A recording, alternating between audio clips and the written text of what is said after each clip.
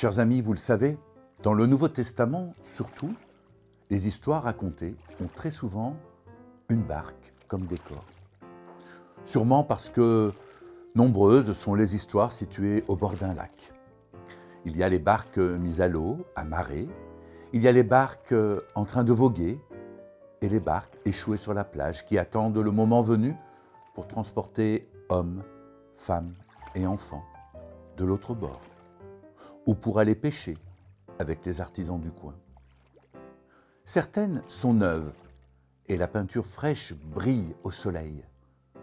D'autres attendent un peu de moyens financiers pour être poncées, rabotées, recollées, repeintes. Elles ont des rames, un mât, des voiles dans le soleil du printemps, au soir d'été. À la force des bras et du vent, les embarcations emmèneront ceux qui le souhaitent sur les flots. Je serai du voyage. On regardera le ciel, on regardera la rive. Vous savez, on sera bien. C'était un temps de pauvreté où seuls ceux qui vivaient du lac et de la mer avaient la possibilité, souvent en commun, d'avoir un bateau. Et le plus pauvre des pauvres, il a sa barque, lui aussi, petite mais nécessaire. Il y a des jours et des jours qu'il travaille jusque tard dans la nuit. S'arrêter avec celui-ci, parler avec celui-là, s'occuper de cet autre, prendre en charge celui qui approche, ne laissant personne s'éloigner sans qu'il ait reçu quelque chose de vrai, de bon, de vivant.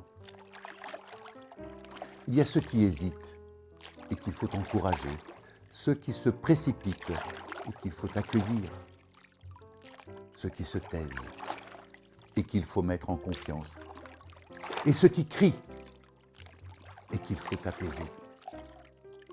Et ces regards aussi, ceux qui sont pleins de joie, d'amitié, et ceux qui sont lourds de soucis, de peine, de souffrance. Il y a ceux qui sont venus et repartis, il y a ceux qui sont en chemin et qui vont arriver. Il demanda de tenir prête une petite barque. Il y a toutes ces journées qui vont parfois jusque tard dans la nuit. Écouter. Et enfin, parler à son tour. Oh, il était bien midi quand nous nous sommes quittés. Manger un petit quelque chose et puis repartir pour écouter encore et encore les questions sur le mal et la souffrance, entendre les interrogations sur le sens de la vie. En revenant à la maison, j'ai désiré qu'elle soit là, la petite barque. C'est le moment où l'on se retrouve avec soi-même, où on laisse tomber sa fatigue, où l'on décharge de son épaule les poids trop lourds.